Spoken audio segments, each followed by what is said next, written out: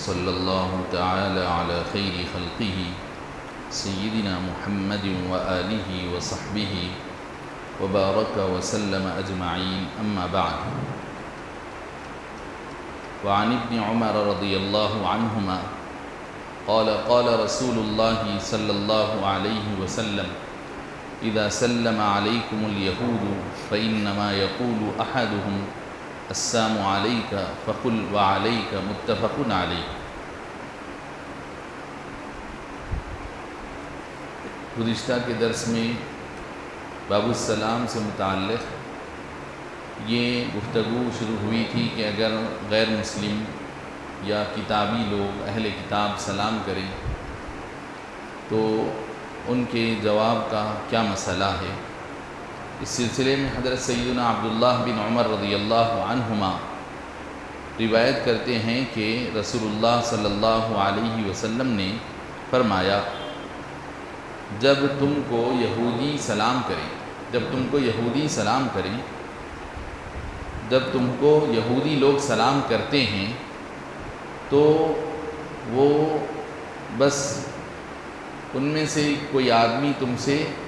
بس صرف یہی کہتا ہے کہ السلام علیکہ، اس کے سوا نہیں کہ وہ کوئی اور بات کہتے ہیں، وہ بس صرف اور صرف السلام علیکہ کہتے ہیں۔ جب وہ سلام کرنا کا جب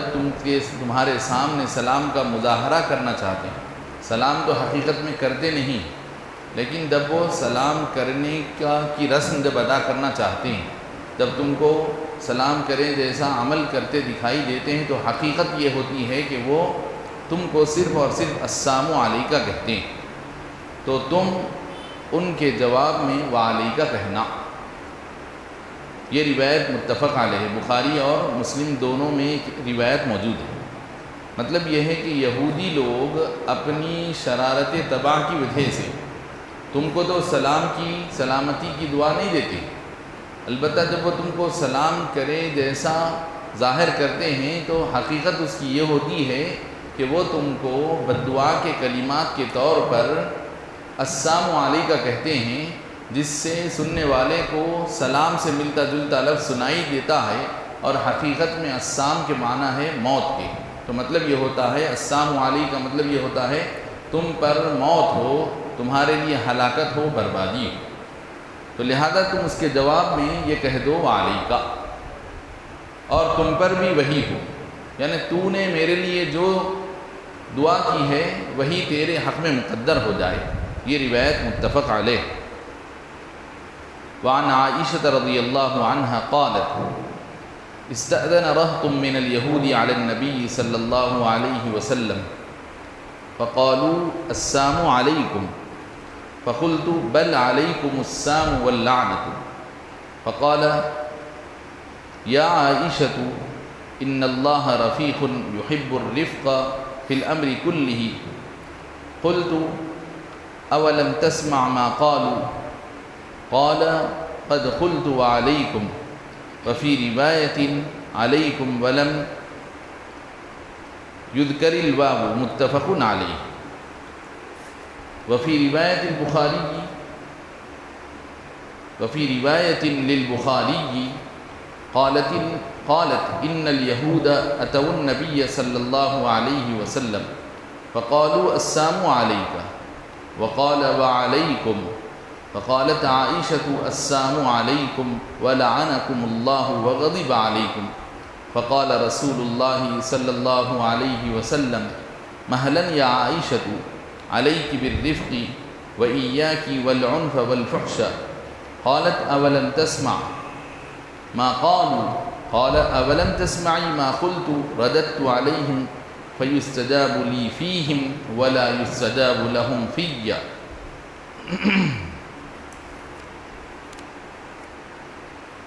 ام المؤمنین عائشہ صدیقہ رضی اللہ عنہا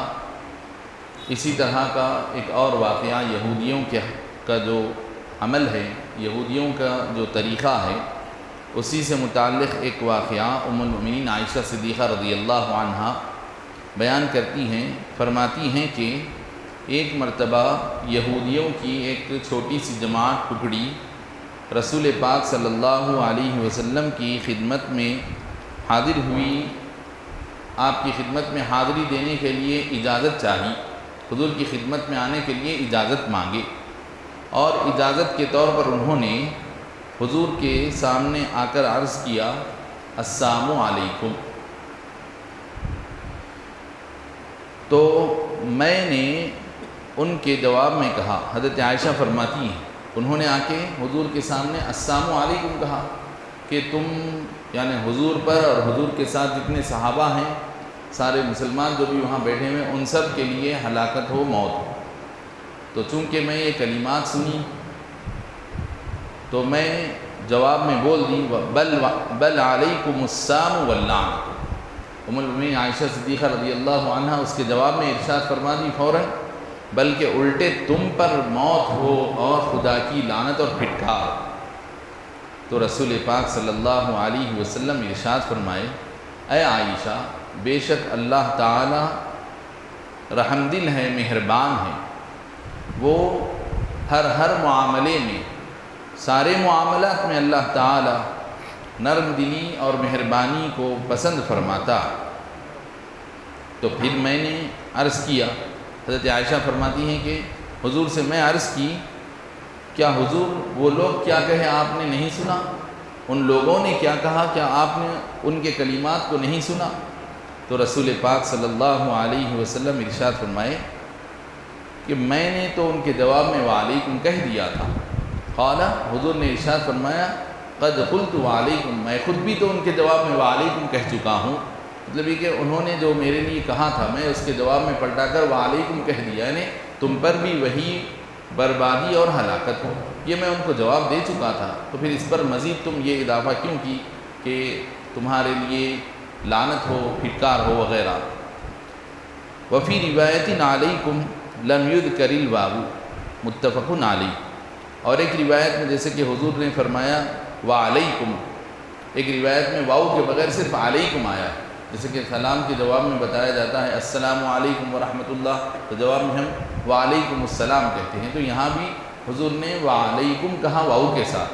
ایک اور روایت میں آیا ہے کہ بغیر واو کے صرف علیکم فرمائے۔ وفی روایت للبخاری، یہی واقعہ بخاری شریف کی ایک اور روایت میں منقول ہے حضرت عائشہ صدیقہ رضی اللہ عنہا سے، وہ فرماتی ہیں کہ یہودی لوگ نبی پاک صلی اللہ علیہ وسلم کی خدمت میں آئے اور آ کر السلام علیکہ کہے۔ رسول پاک صلی اللہ علیہ وسلم نے ان کے جواب میں وعلیکم فرما دیا۔ تو حضرت عائشہ صدیقہ رضی اللہ عنہا کہنے لگی السلام علیکم ولعنکم اللہ وغضب علیکم۔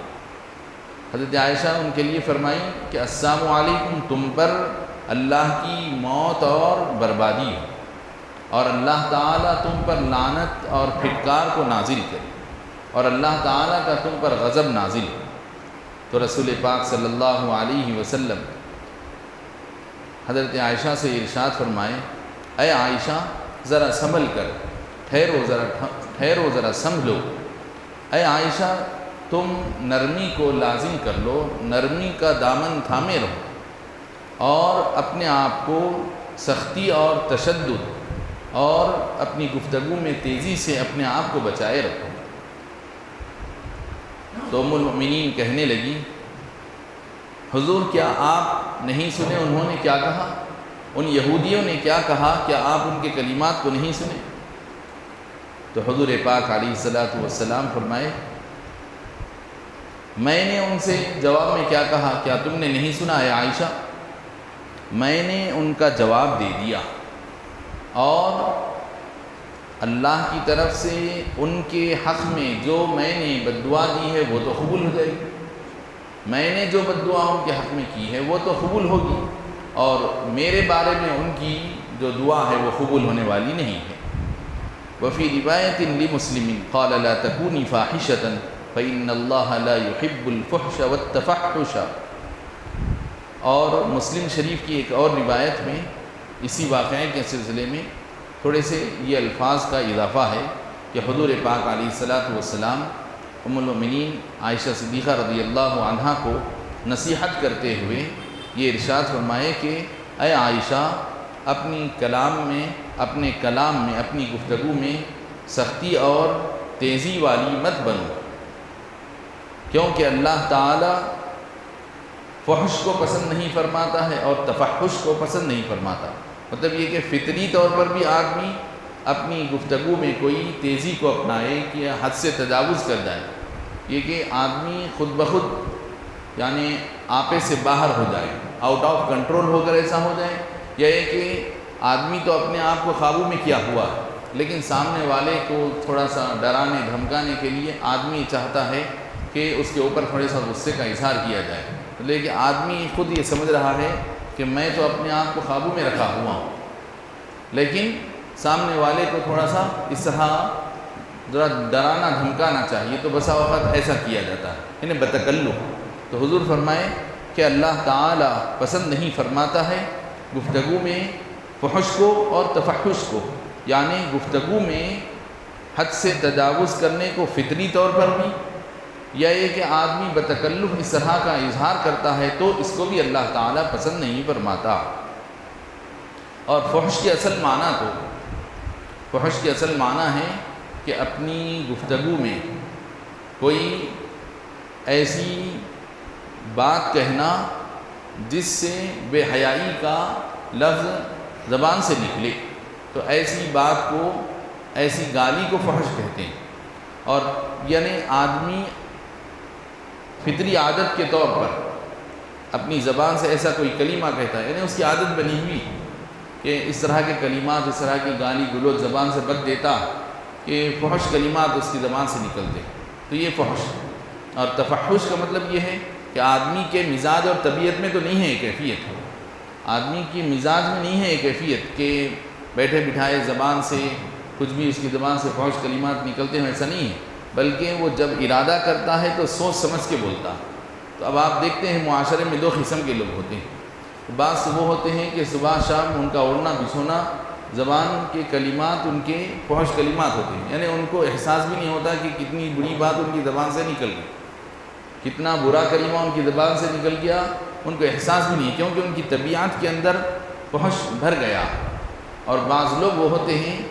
یہ اندازہ کرتے ہیں کہ میری زبان سے یہ کلمہ میں نکال رہا ہوں، لیکن ان کا یہ احساس ہوتا ہے جب تک کہ سامنے والے کو ایسا ہم نہیں بولتے انہیں وہ کام کرتا نہیں، ہماری بات مانتا نہیں، تو اس لیے کیا کرتے ہیں بعض لوگ یہ کیفیت اپناتے ہیں۔ تو جو لوگ بتکلف ایسا انداز اپناتے ہیں ان کے لیے تفحش کہتے ہیں، اور جو فطری طور پر جن کے مزاج میں کیفیت آ جاتی ہے اس کو فحش کہتے ہیں۔ تو ایک فاحش ہے اور ایک متفحش ہے، لیکن یہاں پر ام المؤمنین کے حق میں حضور نے یہ فرمایا کہ یعنی گفتگو کے اندر آدمی حد سے تجاوز نہ کرے۔ یہ حدیث شریف سے متعلق ان چند روایات پر آج کے درس میں اکتفا کرتے ہوئے، چونکہ گزشتہ فقہی درس کو ہم موقوف کر کے حضرت سیدنا عمر فاروق رضی اللہ عنہ سے متعلق کچھ تذکرہ حضرت کا ذکر جمیل کیے تھے،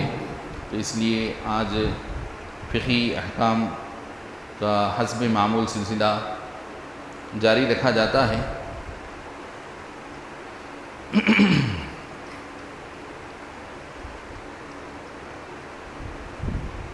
گزشتہ کے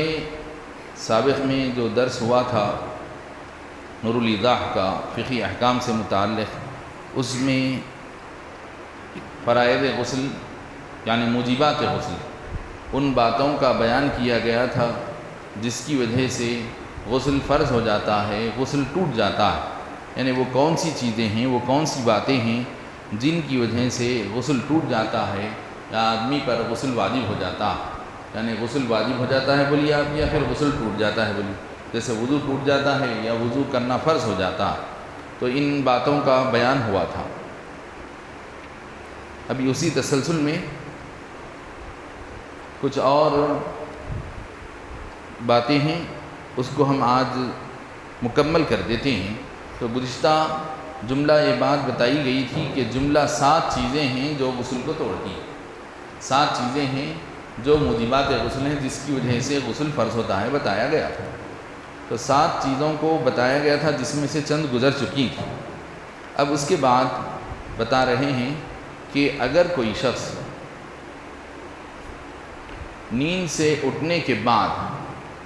اپنے جسم پر یا کپڑوں پر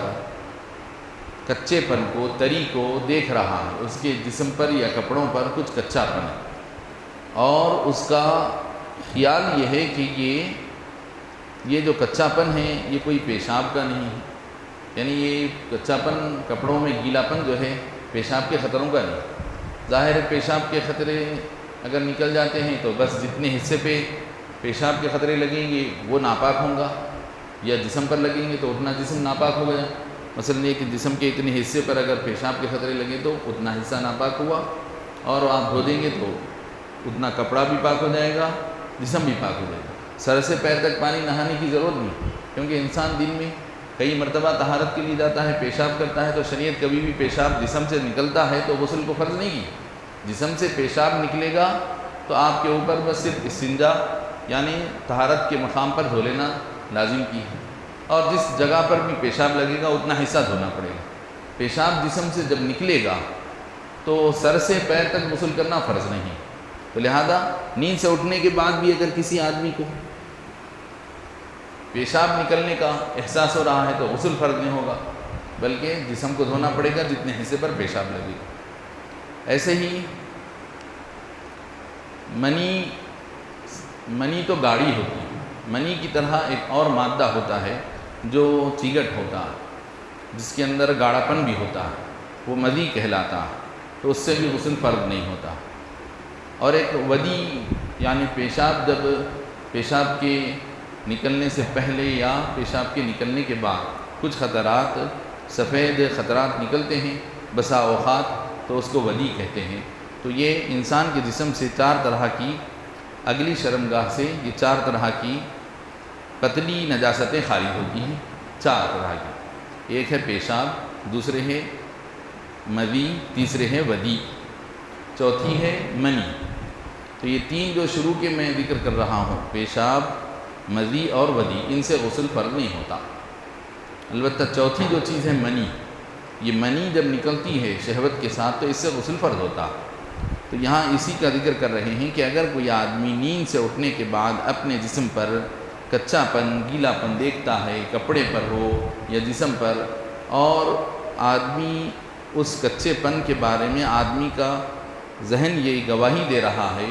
اس کا یہ خیال ہے، گمان غالب، یقین ہو یا گمان غالب، ایک ہے کہ یقین خود ہے،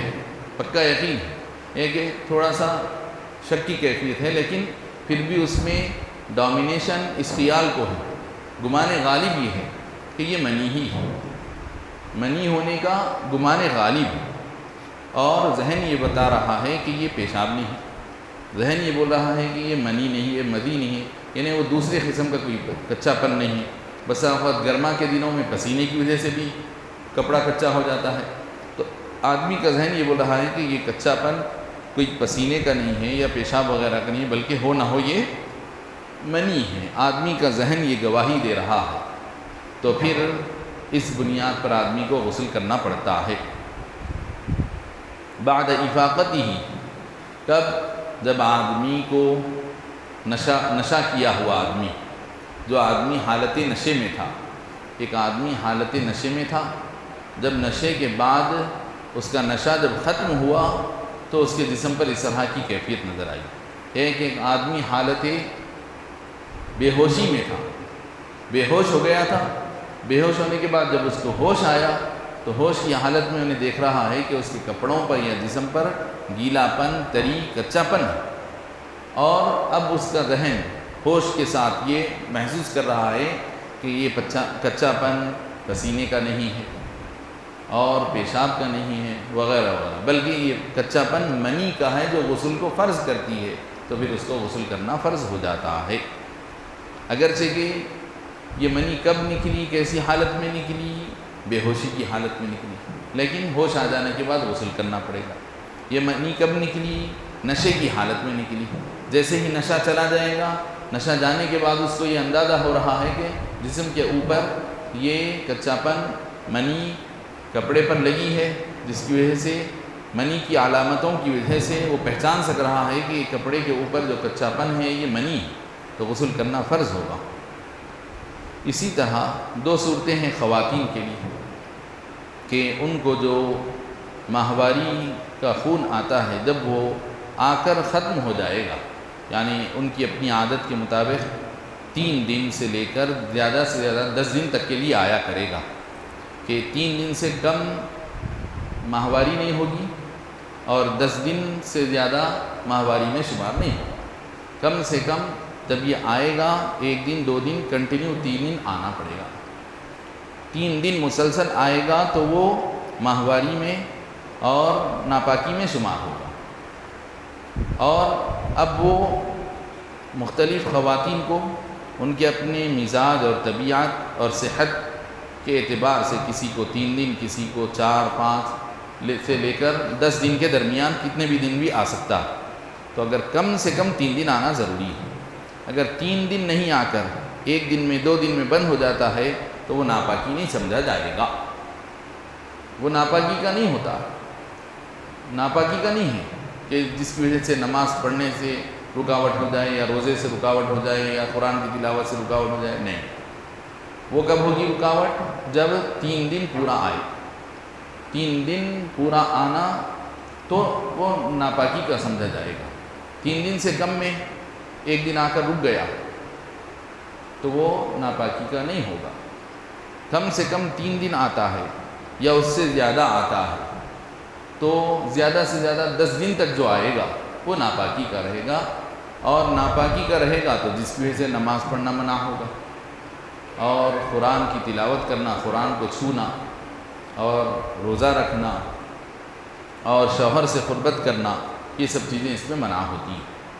اور 10 دن آنے کے بعد 10 دن تک تو ناپاکی کا ہوا۔ اچھا، پھر اس میں ہوتا یہ ہے بعض خواتین کو ایک طرح کی بیماری لگ جاتی ہے تو اس میں ان کو 10 کے بجائے 12 دن 15 دن بھی آنے لگ جاتا ہے، 10 دن سے زیادہ بھی ہو، تو شریعت اس میں جو 10 دن ہے اس کو آخری حد مانتی ہے کہ 10 دن تک کا جو ہوگا وہ ناپاکی کا رہے گا، پھر 11ویں دن جو آ رہا ہے وہ ناپاکی کا نہیں ہے۔ تو اس عورت کا کام یہ رہے گا کہ 10واں دن جیسے ہی پورا ہو گیا، 10 دن پورا ہو جانے کے بعد وہ غسل کر لے، نہا لے، اپنے آپ کو پاک کر لے اور وہاں سے پھر نماز وغیرہ کا سلسلہ جاری رکھے۔ اگرچہ کہ بظاہر دیکھنے میں اس کو یہ محسوس ہوگا کہ 11ویں دن بھی وہی کیفیت ہے جو پچھلے 10ویں اور 9ویں دن تھی، تو اس کی وجہ سے وہ ناپاک نہیں ہوگی۔ 11ویں دن 12ویں دن 13ویں دن یہ جو کچھ بھی زائد خون آئے گا یہ ناپاکی کا نہیں رہے گا، بلکہ ایک بیماری کی وجہ سے ایک کیفیت ہوتی ہے۔ تو شریعت نے 10 دن کے اندر تک کے خون کو ناپاکی مانا ہے،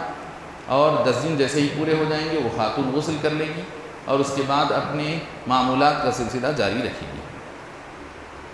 اب یہاں پر فرماتے ہیں وَلَوْ حَصَلَتِ الْأَشْيَاءُ الْمَذْكُورَةُ قَبْلَ الْإِسْلَامِ فِي الْأَصَحِّ وَيَفْتَرِضُ تَغْسِيلُ الْمَيِّتِ كِفَایَةً۔ اچھا، اب یہ جو باتیں بتائیں کہ غسل کے فرض ہونے کے لیے یہ ریزنز ہیں کہ فلاں صورت میں غسل فرض ہوتا ہے، جیسے کہ بتایا گیا کہ احتلام ہو جائے نیند کی حالت میں یا بیداری کی حالت میں جسم سے منی خارج ہو، یا جیسے کہ ابھی بتایا گیا یہ حیض والی صورت۔ ایک اور صورت ہے نفاس، ایک اور صورت ہے نفاس، جیسے کہ حیض بتائے یہ تو بالغ عورتوں کو ہر مہینے میں 3 سے 10 دن کے درمیان یہ آتا ہے، یہ حیض کہلاتا ہے۔ اور اسی طرح نفاس بھی ایک خون ہوتا ہے جو خواتین کے جسم سے خارج ہوتا ہے، یہ ان خواتین کو خارج ہوتا ہے جو زچہ ہوتی ہیں، یعنی جن کو بچے کی پیدائش ہوئی ہو، جن خواتین کے بطن سے بچہ پیدا ہوا ہے، ان خواتین کے جسم سے زیادہ 40 دن تک یہ خون آتا ہے، اس کو نفاس کہتے ہیں۔ زیادہ سے زیادہ 40 دن آتا ہے، اور کم سے کم کی کوئی حد اور مقدار نہیں رکھی کہ کم سے کم ہو سکتا ہے کہ 10 دن آئے، زیادہ سے زیادہ آخری حد اس کی 40 دن، آخری حد 40 سے 41 42 دن نہیں ہوگا۔ اگر ہو رہا تو پھر وہ بھی جیسا وہاں پر بتایا کہ وہ بیماری میں سمجھا جائے گا، ناپاکی میں نہیں رہے گا، پاکی کے حساب میں سمجھا جائے گا۔ تو 40واں دن ناپاکی کا آخری رہے گا، اس کے بعد غسل کر لیں گے، اپنے معمولات شروع ہو جائیں گے، نماز وغیرہ کا اہتمام شروع ہو جائے گا 40 دن کے بعد۔ لیکن 40 دن کے اندر کبھی بھی ختم ہو سکتا ہے، 20 دن میں کسی کو آ کر ختم ہو جا سکتا، کسی کو 10 دن میں، کسی کو ایک ہی دن میں بھی بتاتی ہے شریعت، حتیٰ کہ بتایا گیا کہ کسی کو تو ایسا بھی ہو سکتا ہے کہ بس بچے کی پیدائش کے ساتھ ہی کچھ جب آ گیا، اب اس کے بعد پھر 40 دن تک پھر کبھی کوئی خون کے خطرے کا نام نہیں ہوتا ہے، بسا اوقات خواتین کو یہ بھی ہوتا ہے، تو اب 40 دن تک وہ عورت بیٹھے نہیں رہنا چاہیے۔ بتایا جا رہا ہے کہ اگر کسی کو 10 دن میں یہ خون بند ہو گیا تو اس کے لیے لازمی نہیں کہ وہ پورا چلے کا انتظار کرے اور 40 دن تک کے لیے اپنے آپ کو ناپاک سمجھ کر بیٹھی رہے، نماز وغیرہ سے رک کر، ایسا نہیں ہے، بلکہ شرعی حکم یہ ہے کہ اگر 10 دن میں رک گیا تو 10 دن کے اندر جیسے ہی خون رک گیا اس کو غسل کر لینا چاہیے، اپنی نماز وغیرہ کا اہتمام شروع کر لینا چاہیے۔ یہ عام طور پر خواتین میں غلط فہمی رہتی ہے کہ 40 دن تک پورے 40 دن تک کے لیے نماز اور روزے سے رکے رہنا چاہیے اور 40 دن کا غسل ہونے کے بعد نماز شروع کرنا چاہیے۔ یہ معاشرے میں ایک بالکل غلط فہمی بیٹھی ہوئی ہے جو قابل اصلاح۔ معاملہ اور مسئلہ یہ ہے کہ جس کو یہ خون آ رہا ہو، جتنے دن تک آ رہا ہے وہ ناپاک، 40 دن تک کے لیے ناپاک، 40 دن کے بعد وہ بھی شریعت میں ناپاک نہیں ہے، اور 40 دن سے پہلے رک جاتا ہے، 40 دن سے پہلے ہی رک گیا تو جب رک جانے کا اندازہ ہو گیا، جب کبھی رک جانے کا اندازہ ہو گیا، مطلب یہ کہ خون رک گیا، خون رکنے کے بعد، خون جب بھی رکا، خون رکنے کے بعد پوری مکمل ایک نماز کا ٹائم داخل ہو کے ختم ہو گیا اور اس دوران خون دوبارہ نہیں دکھائی دیا تو اس خاتون کو غسل کر لینا چاہیے۔ مثلا یہ کہ سمجھیے آپ عصر کی نماز کا جو وقت تھا، اس میں عصر کی نماز کا وقت شروع ہونے کے بعد کچھ دیر خون ظاہر ہوا اور عصر کی نماز کے وقت میں وہ خون کا سلسلہ بند ہو گیا، اور پھر عصر کے بعد مغرب کا وقت پھر آیا، مغرب کا وقت جب آیا تو پورا سالڈ ٹائم مغرب کا خون کے ایک خطرے کے بغیر گزر گیا اور مغرب کا وقت پورا آ کر چلا بھی گیا، لیکن مگر اس عرصے میں خون بالکل نہیں ظاہر ہوا، تو اب شریعت بتاتی ہے کہ یہ خاتون پاک ہوگی، اب اس کے لیے غسل کر لے کر یہاں سے نماز کا سلسلہ شروع کر لینا چاہیے۔ اچھا، اب یہ جو صورتیں بتائی گئیں، کسی شخص کو حالتیں کفر میں یہ سارے صورتیں، سارے ریزنز پیش آئے تھے، یہ جو کچھ بھی صورتیں بتائی گئیں کسی شخص کو حالت کفر میں پیش آئی بھی تھی، مطلب یہ کہ کوئی خاتون کفر کی حالت میں تھی، غیر مسلم تھی، اور غیر مسلم حالت میں اس کو یہ کیفیت طاری ہوئی تھی، اس کی ماہواری رکی تھی اور اس کے بعد سے وہ پانی نہیں نہائی تھی، حالت کفر میں یہ ماہواری آ کر رکی اور اس کے بعد وہ پانی نہیں نہائی اور پانی نہانا تھا اس کو وہ غیر مسلم خاتون کو، اور اس سے پہلے اتفاق یہ ہوا کہ وہ کلمہ پڑھ کے مسلمان ہو گئی۔ تو اب کیا وہ جو مسئلہ ہے، چونکہ ہم مسلمانوں کا ہے، ہماری شریعت کا ہے، کافروں پر تو اسلامی احکام نافذ نہیں ہوتے، تو کیا یہ سمجھ کے اس خاتون کو چھوڑ دیا جائے گا، یہ بولتے ہوئے کہ چونکہ وہ معاملہ اسلام لانے سے پہلے کا ہے لہذا غسل کرنے کی ضرورت نہیں، ایسا نہیں بولیں گے، بلکہ اس خاتون کے لیے غسل کرنا فرض رہے گا۔ ایسے ہی ایک شخص، کوئی مرد آدمی، اس کے لیے بھی غسل کی نوبت آ گئی تھی حالت کفر میں، اور اب اس کو ہماری اسلامی شریعت کے اعتبار سے ایک ایسا ریزن اس کے پاس پا چکا ہے جو غسل کو لازم کرتا ہے، اب اس کو غسل کرنا تھا لیکن وہ غسل کیا ہی نہیں، یعنی اپنی ہی طریقے سے، یعنی غیر مسلم بھی جیسے غسل کرتے ہیں، غسل کر لیا ہوتا، سر سے پیر تک نہا لیا ہوتا اگر، تو پھر اسلام لانے کے بعد اس کو غسل کرنا فرض نہیں ہوتا، لیکن مگر وہ ناپاک حالت میں تھا اور ایسے ہی دن اس کا گزر رہا تھا، اس دوران کسی نے اس کو دین کی دعوت دی اور اس کے دل میں بات آئی اور وہ اسلام قبول کر لیا، تو چونکہ وہ پہلے سے ناپاک حالت میں تھا تو اب اس پر اسلام لانے کے بعد غسل کرنا فرض اور لازم ہے۔ ہاں البتہ وہ اسلام لانے سے پہلے ہی صبح کے وقت غسل کر لے کے پاک ہو جاتا اور بعد میں اس کو کوئی اسلام کی دعوت دیتے اور وہ اسلام قبول کر لیتا، تو چونکہ وہ اپنے طریقے کے مطابق ہی کم سے کم پانی تو نہایا ہے، سر سے پیر تک تو پورا جسم کچا کر چکا تھا، تو بولیں گے بھائی ٹھیک ہے وہ نہا لیا، اب اسلام لانے کے بعد پھر اب اس کے اوپر غسل کرنا کوئی فرض تو نہیں رہتا۔ البتہ یہ ہے کہ اسلام لانے کے بعد پھر غسل کرتا ہے تو یہ بہتر ہے، مستحب ہے، افضل۔ تو دو الگ الگ باتیں ہیں۔ اسلام لانے سے پہلے اگر یہ ساری صورتیں پیش آئیں اور وہ شخص اس کے بعد غسل کیے بغیر مسلمان بن گیا تھا تو پھر اس کے اوپر غسل کرنا اسلام لانے کے بعد فرض رہے گا۔ اچھا، اب اس کے بعد ایک آخری مسئلہ یہ بتا رہے ہیں، یہ تو ہم اپنے زندگی کی حالت میں غسل کرنے کی بات ہے۔ اب رہی بات یہ کہ میت جو ہوتی ہے تو میت کو بھی تو غسل دیتے ہیں، تو میت کو غسل دینا یہ فرض کفایہ ہے۔ جیسا کہ ہمارا اپنا غسل کرنا ہمارے اپنے اوپر فرض ہے، ہر آدمی کے اوپر اس کا اپنا غسل پاکی حاصل کرنا فرض عین۔ اب رہا میت جو ہوتی ہے تو میت کو غسل دینا، جیسے کہ نماز جنازہ کا مسئلہ تو عام طور پر سبھی لوگ جانتے ہیں، عام طور پر لوگوں کو اتنا ہی معلوم ہے کہ جو ہے نماز جنازہ پڑھنا میت کی یہ فرض کفایہ ہے۔ لیکن نہ صرف نماز جنازہ فرض کفایہ ہے، بلکہ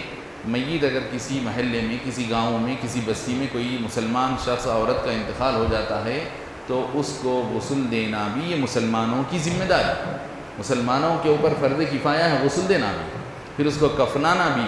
پھر اس کے بعد نماز جنازہ پڑھنا، پھر اس کو دفنانا، یہ سب فرض کفایہ ہے۔ اب اتفاقی بات ہے کہ آبادی زیادہ ہے جس کی وجہ سے ہم کو یہ اتنا زیادہ ضرورت محسوس ہوتی نظر نہیں آ رہی ہے کہ شہروں کے اندر عام طور پر کہیں بھی کوئی جنازہ ہو تو اس کے ساتھ 8، 10، 15، 20، 25 آدمی تو کیسے بھی ہوتے ہیں، ورنہ اگر کوئی چھوٹی بستی ہو، چھوٹا سا گاؤں ہو تو وہاں پر کوئی غسل دینے اور کفنانے اور دفنانے کے احکام سے لوگ واقف نہ ہوں تو پھر اس بستی اور گاؤں میں جو بھی لوگ غسل کے احکام سے اور دفن کفن کے احکام سے واقف ہوں گے ان کے اوپر یہ فرض کفایہ ہوگا۔ تو پورے مسلم معاشرے پر یہ فرض کفایہ ہوگا کہ اس مسلمان میت کو غسل دیں، کفن دیں اور پھر نماز جنازہ پڑھیں، پھر اس کو دفنائیں۔ تو بتا رہے ہیں کہ میت کو غسل دینا فرض کفایہ ہے۔ فرض کفایہ کا مطلب یہ ہے کہ ہر آدمی، ہر مسلمان کے اوپر کمپلسری، یہ لازمی نہیں، بلکہ مسلمانوں میں سے کوئی 3-4 آدمی مل کر اگر یہ کام کر لیتے ہیں تو سارے مسلمان گناہ سے بچ جاتے ہیں۔ اور اگر کوئی ایک مسلمان بھی یہ ذمہ داری ادا نہیں کیا، یعنی کسی کا انتقال ہوا کسی میت کا اور اس کے بعد پورے شہر میں سے بسا اوقات اخبارات میں ایسی اطلاعات آ جاتی ہیں کہ کسی مسلم میت کو جو ہے لاوارث میتوں میں چھوڑ دیا جاتا ہے، اس کے بعد جو ہے وہ غیر مسلموں کے قبرستان وغیرہ میں دفنا دیا جاتا ہے، تو ایسے جو واقعات ہو جاتے ہیں تو ایسی صورت میں سب گناہ گار ہو جاتے ہیں۔ تو اگر چند لوگ بھی مل کے کر لیتے ہیں تو سب کے ذمے سے گناہ اتر جاتا ہے، اور اگر کوئی 2-4 لوگ بھی نہیں کریں گے تو سارے کے سارے لوگ گناہ گار ہو جاتے ہیں۔ وصلی اللہ تعالی علی خیر خلقہ سیدنا محمد وآلہ وصحبہ اجمعین، الحمد للہ رب العالمین، وصلی اللہ تعالی علی خیر خلقہ سیدنا محمد وآلہ وصحبہ اجمعین۔ ربنا تقبل منا انک انت السمیع العلیم وتب علینا انک انت التواب الرحیم۔ ربنا آتنا في الدنيا حسنة وفي الآخرة حسنة وقنا عذاب النار۔ اللهم إنا نسألك موجبات رحمتك وعزائم مغفرتك والعزيمة على الرشد والغنيمة من كل بر والسلامة من كل إثم والفوز بالجنة والنجاة من النار۔ اللهم أعني على ذكرك وشكرك وحسن عبادتك، وصلى الله تعالى على خير خلقه سيدنا محمد وآلہ وصحبہ وبارک وسلم اجمعین، والحمد للہ رب العالمین۔ سبحان اللہ وبحمدہ، سبحانک اللہم وبحمدک، اشہد ان لا الہ الا انت، استغفرک واتوب الیک۔ یہ کفارۃ المجلس ہے، اس کو کسی بھی مجلس اور بیٹھک کے ختم پر پڑھنا چاہیے۔ یہ جو کلمات ہیں سبحان اللہ وبحمدہ کے، یہ کفارۃ المجلس کہلاتا ہے کہ ہماری مجلس میں جو کچھ بھی ہمارے بولنے میں کوئی ایسی بات زبان سے نکل جائے جو اللہ اور اس کے رسول کی ناراضگی کا سبب ہو تو اس کا یہ کفارہ بنتا ہے۔